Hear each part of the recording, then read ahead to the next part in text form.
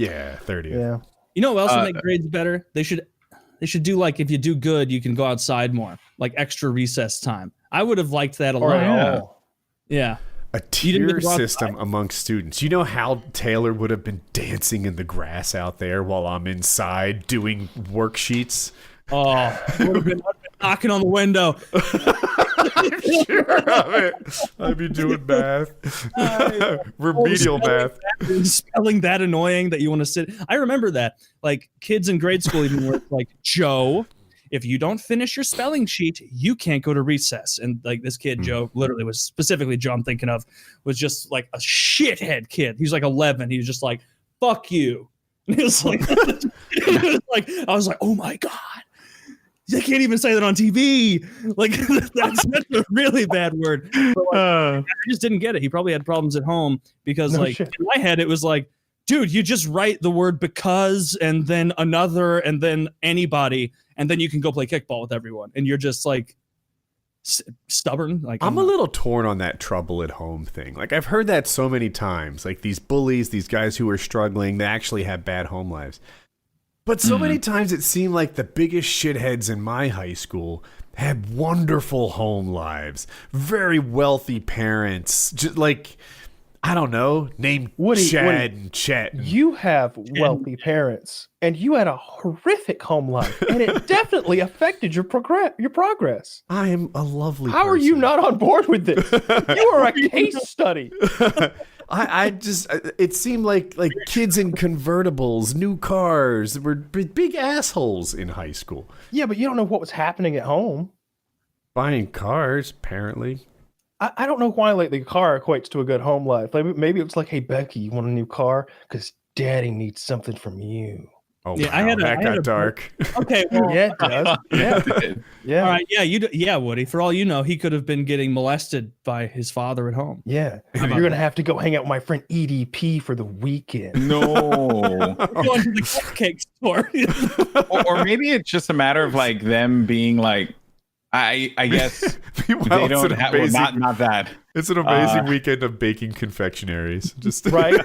He's a fucking Gordon Ramsay over there, like making lemon cream puffs and shit, all sorts of meringues. I really knew of people who had I knew people who were, especially this kid I played hockey with. Like, there was like rich, and then there's like really rich, and then there's like a different level of wealth, like hundreds of millions. Right. And this guy was that level of wealthy, and he did. It seemed like his dad, or his parents rather, were like the exact archetype you see, where it's like, oh, I don't want to hang out with that little shithead. You know, we're almost billionaires.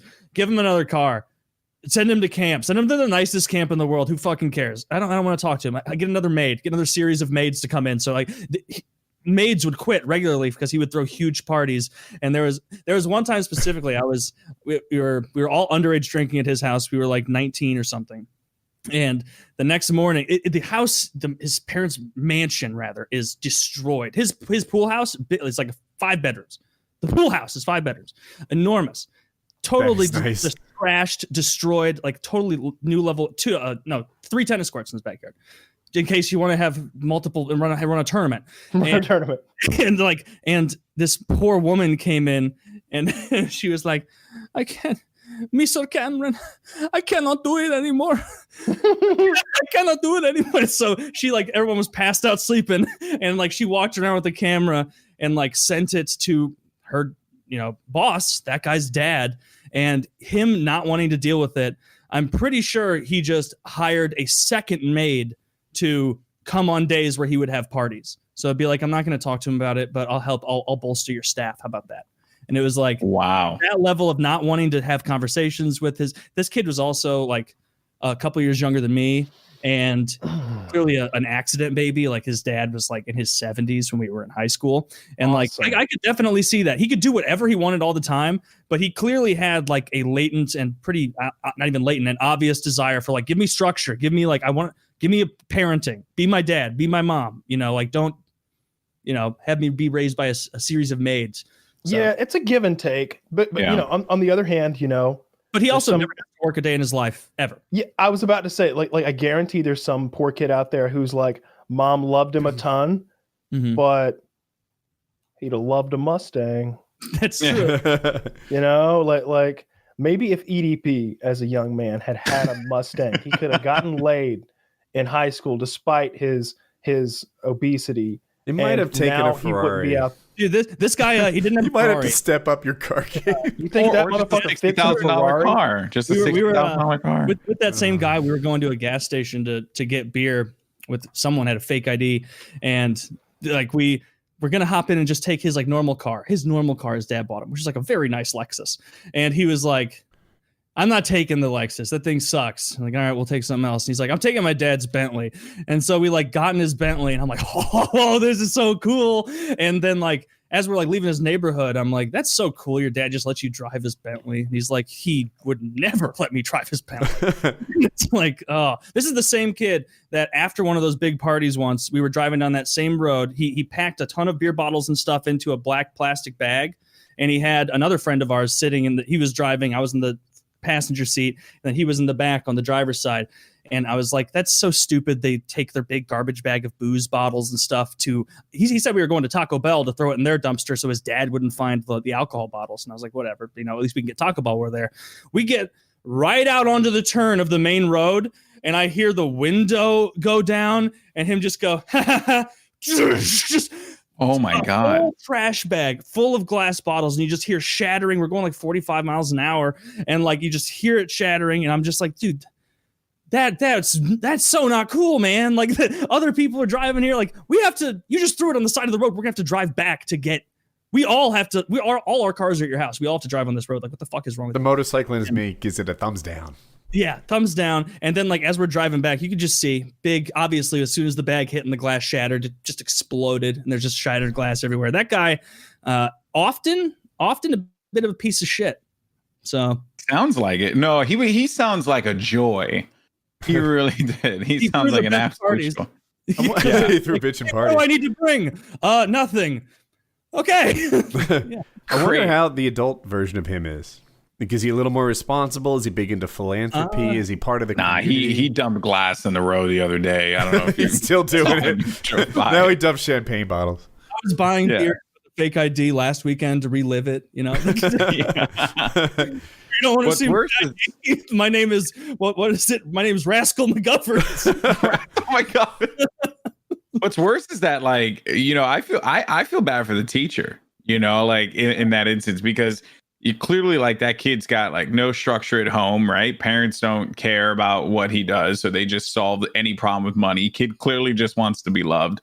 And then what ends up happening? The teacher's the one that has to deal with it. And then the teacher, and so my wife was a teacher, and she would tell me all the time about how difficult it was to, for some parents, because like, what are you supposed to do when the parent doesn't give a fuck? Yeah.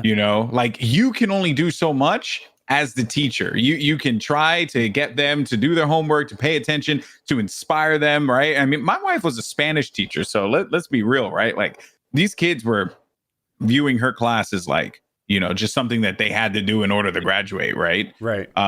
So they're not like listening to her and stuff. And this was in Brooklyn.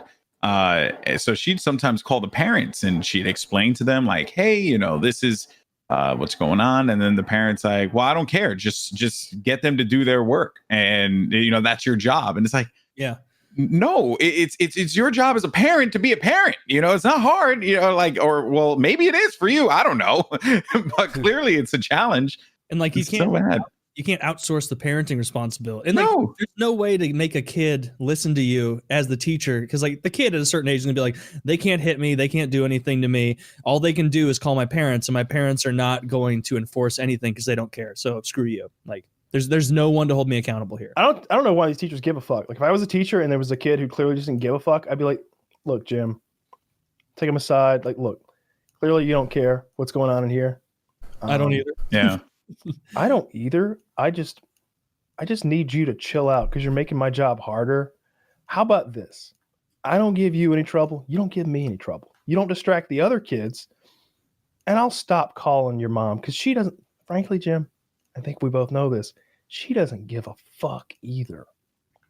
She thinks you're Actually, Jim, no one cares about you. I wonder why that is. I wonder why that is, Jim. Jim, I think maybe it's got a little something to do with you.